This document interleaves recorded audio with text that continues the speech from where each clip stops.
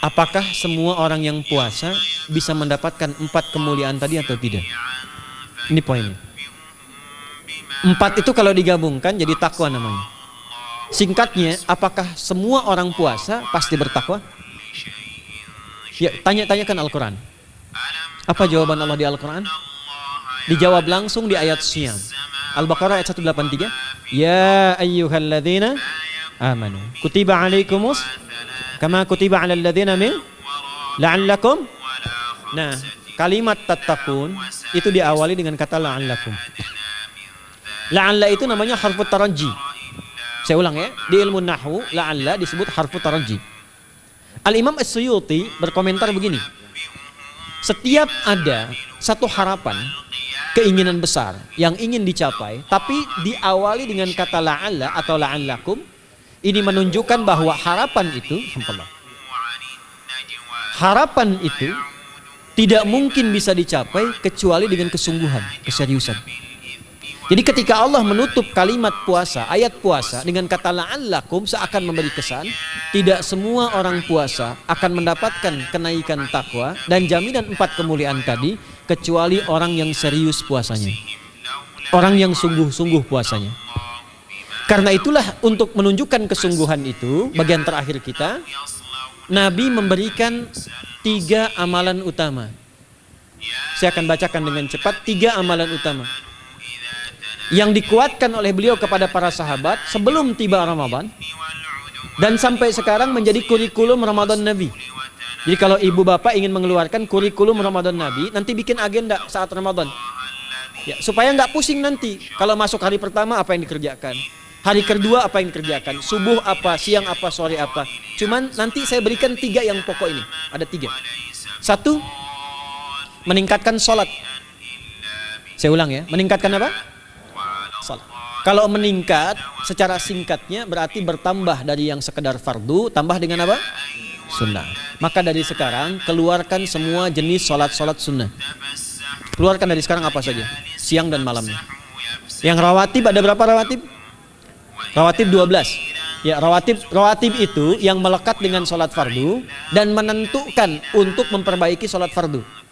Menambah, jadi kalau kurang khusyuk ditambah dengan sunnahnya disebut rawatib. Bisa sebelum, bisa setelah salat fardu. Ada 12 dari hadis Nabi sallallahu alaihi wasallam. Man shalla isnatai asyrata raka'atan, siapa yang salat 12 rakaat fi yaumin wa lailatin, yang mengiringi salat fardu siang dan malam. Ya, bunyalahu bihinna baitun fil jannah, maka akan dibangunkan baginya satu rumah di surga kalau konsisten menunaikan 12 itu sampai meninggal dunia. Sahabat yang mendengar itu mengatakan kompak semuanya, sejak mendengar hadis itu kami usahakan istiqomah sampai meninggal tidak meninggalkannya. 12 itu 2 sebelum subuh, cepat. 4 sebelum zuhur, 2 setelah zuhur, 2 setelah maghrib, 2 setelah isya. 2 rakaat sebelum subuh, 4 rakaat sebelum zuhur. Kalau nggak bisa 4 rakaat karena terbatas waktunya, boleh 2 rakaat khusus untuk sebelum zuhur. Kalau nggak bisa 4, boleh berapa? 2. Dalilnya hadis Ibnu Umar radhiyallahu taala anhuma. Kata beliau, hafidtu asyra rakaatin, saya hafal 10 rakaat dari Nabi sallallahu alaihi wasallam salat sunnah. Maka menyebutkan sebelum zuhur 2 rakaat. Baik, jadi 12 ya. 2 sebelum subuh, 4 sebelum zuhur, 2 setelah zuhur, 2 setelah maghrib, 2 setelah isya. Ini yang disebut dengan rawatib. Jamak dari kata ratib. Di luar ini mutlak. Mutlak ini ada yang berdampingan dengan salat fardu, ada yang terpisah. Contoh yang berdampingan, 4 rakaat sebelum asar. 4 rakaat ini bukan disebut rawatib, tapi salat mutlak. Cuma waktunya berdampingan dengan salat fardu. Jadi dia nggak memengaruhi salat fardu, cuma punya keutamaan sendiri.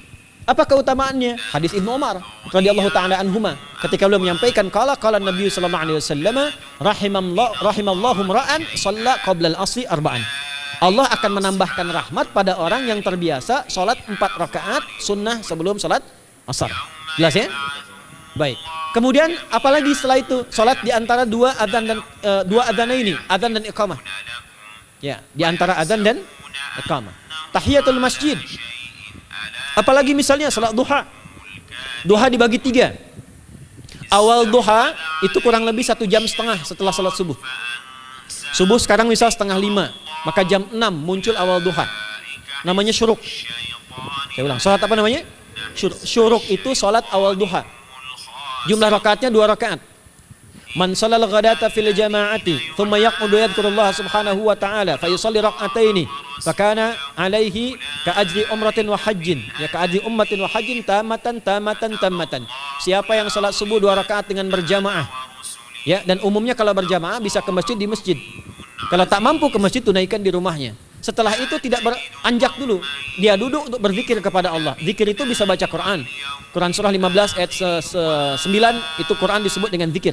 Quran surah 54 ayat 17, 22, 32, 40 itu Quran disebut dengan zikir. Bisa baca Quran, bisa berdoa. Doa disebut dengan zikir. Quran surah ke-7 ayat 205. Ya.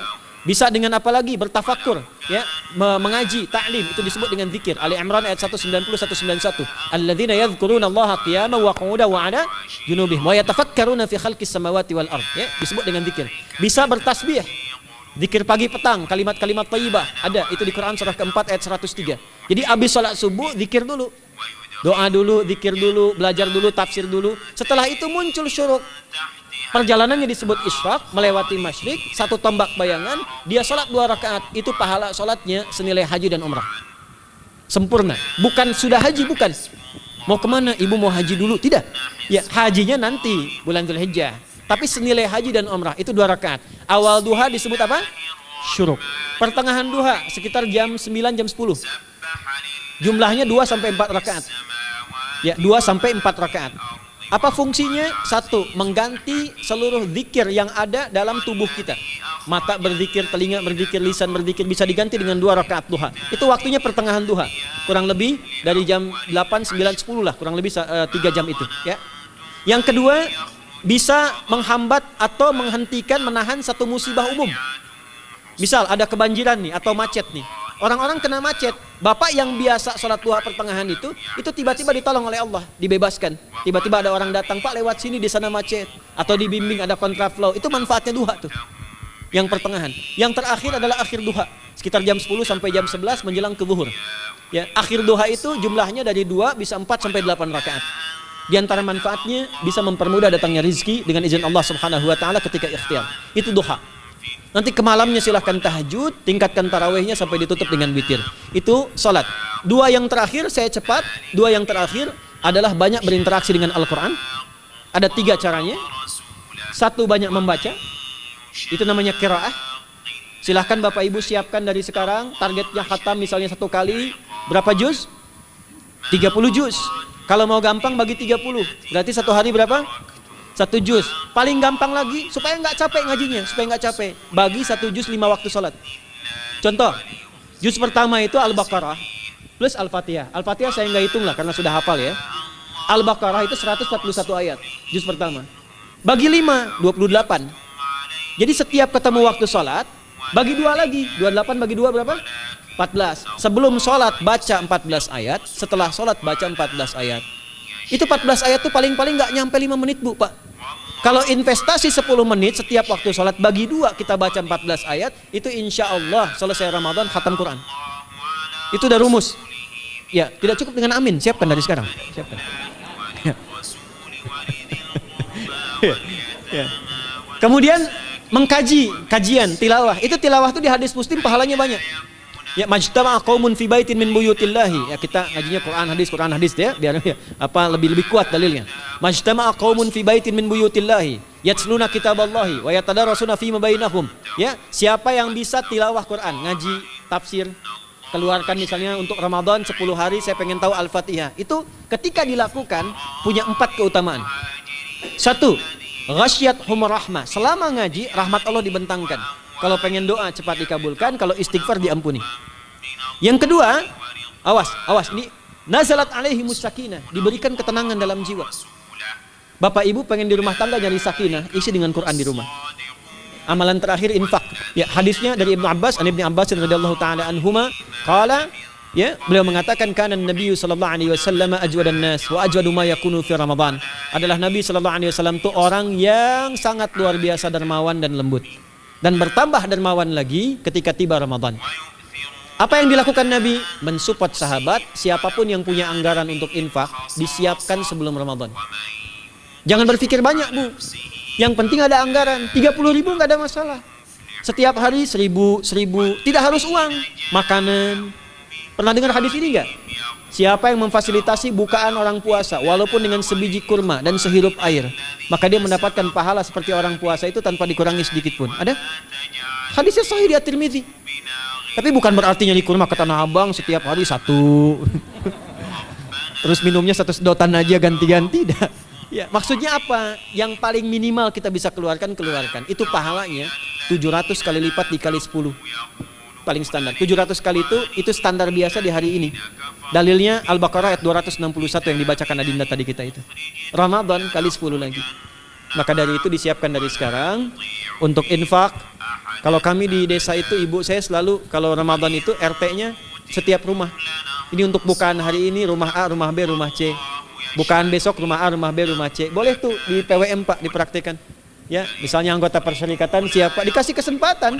Mungkin nanti yang lain kurmanya, yang ini misalnya jeruknya, yang ini ininya. Setiap ada bukaan ya kirim ke yatimnya, ya, kemudian ke pondok-pondok asuhan Muhammadiyah yang tadi disebutkan sekian ribu itu, cari pahala.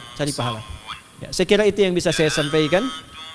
Sampai dengan batas waktu yang diberikan, semoga bermanfaat dan semoga Allah Subhanahu wa taala memberikan kemuliaan kepada kita semua, kesehatan, dan yang terakhir saya ingin sampaikan doa penting. Tolong hafalkan doa ini.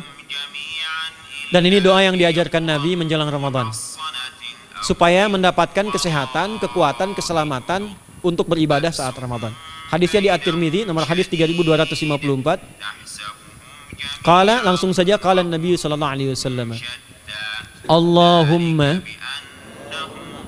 ahillahu alaina bil yumni wal iman wassalamati wal islam rabbi wa rabbukallah.